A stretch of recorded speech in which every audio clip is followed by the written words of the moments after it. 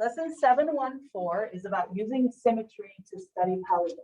Our essential question is, how does reflection create regular polygons? Why have we spent all of first semester learning about triangles? Because we can create any polygon using triangles. We can split any polygon up into triangles. And when we were looking at our regular polygons that we made with our hinged mirrors, we created congruent triangles, which can help us learn a lot about our polygons. So we spent all of first semester learning about triangles because we can create any polygon from triangles.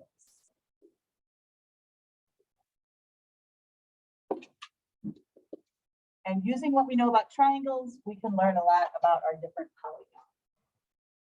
We have a bunch of vocabulary here that we're going to talk about today.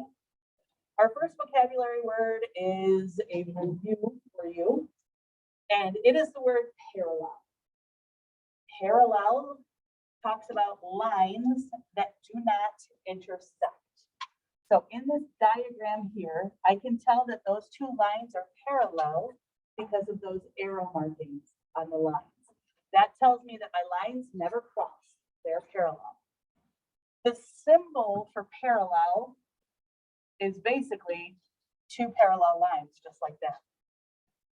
If I wanted to write a statement about that diagram, I could write that line AB, which I write by writing AB with a line over it, is parallel to line CD, like that. That statement right there tells me that those two lines are parallel. Next vocabulary word we're going to have is perpendicular. And this is another one that's a bit of a review. Perpendicular describes lines that intersect at a right angle. Remember, a right angle is 90 degrees. Our symbol that we use for perpendicular looks like an upside down T.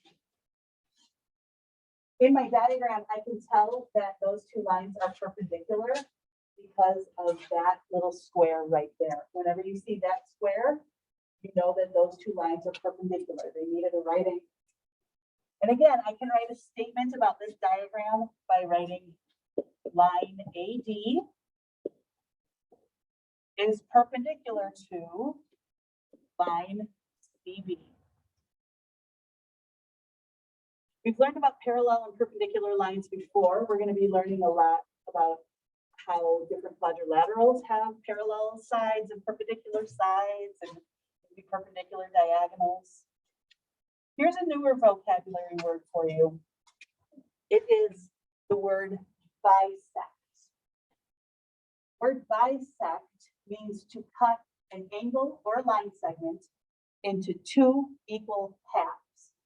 So it's cutting something in half, and you can either bisect an angle or you can bisect a line segment. And the line that does the cutting in half is called a bisector. So you have two diagrams here on your half sheet. In this first one, I have an angle that's being cut in half.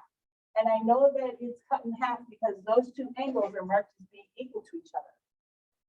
So in this case, the ray BD is the one that's doing the cutting in half. So I would say BD is a bisector of the angle ABC. ABC is being cut in half. It is being bisected. You can also bisect line segments. So here I know that this is bisected because those markings mean that my line segment is, these two line segments are congruent to each other. So in this case, XZ is the line segment that is cutting in half. So I would say XZ is a bisector of the line segment WY. So WY is being cut in half. XZ is the bisector that is doing that cutting in half. Now we can get even more specific and we can call something a perpendicular bisector. So this diagram right here shows a perpendicular bisector. This line segment LP is equal to line segment PM. So that means that LM was cut in half. And it's a perpendicular bisector because the lines meet at a right angle. Perpendicular bisector, a line segment that bisects another segment at a right angle. So in this case, the one that is doing the cutting is ON. So I would say line segment ON is a perpendicular bisector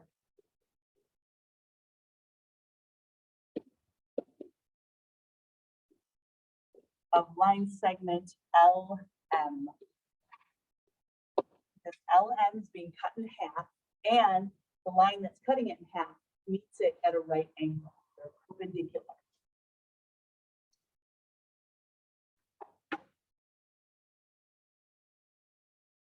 Our next vocabulary word is midpoint.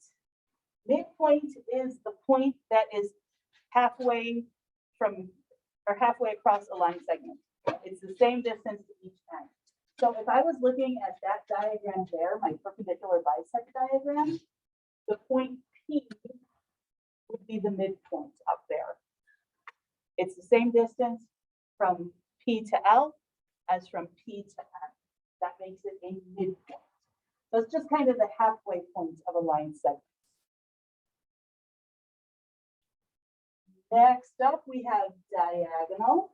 Diagonal is a line segment that connects opposite vertices in a polygon. Here I have a trapezoid. I have one diagonal drawn in here. I could draw in the other diagonal that would go across that way. When we're learning about our different quadrilaterals, there are going to be some properties that are special about the diagonals of our quadrilaterals, in addition to the side lengths and the angles and things like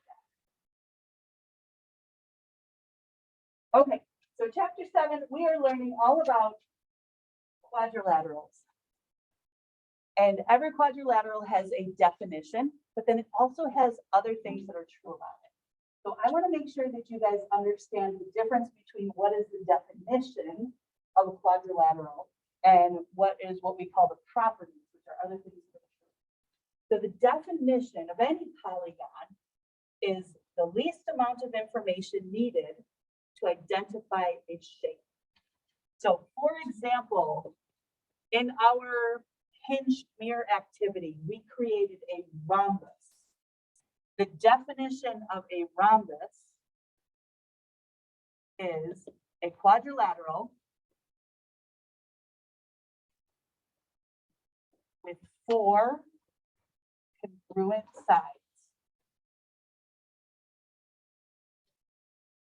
There are lots of other things that are true about a rhombus, but if you can say this shape has 4 congruent sides, it is automatically a rhombus because that is the definition of the rhombus.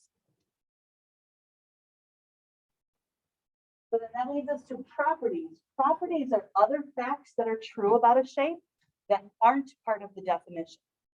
So there are lots of other things that are true about a rhombus besides the fact that all 4 sides of it are congruent. So in our activity, we noticed that the diagonals met at a right angle and that they cut each other in half. So now we have a word for that. So the property of a rhombus that we looked at was that the diagonals are perpendicular bisectors of each other.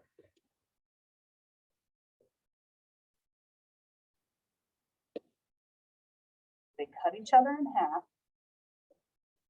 and they meet at a right angle.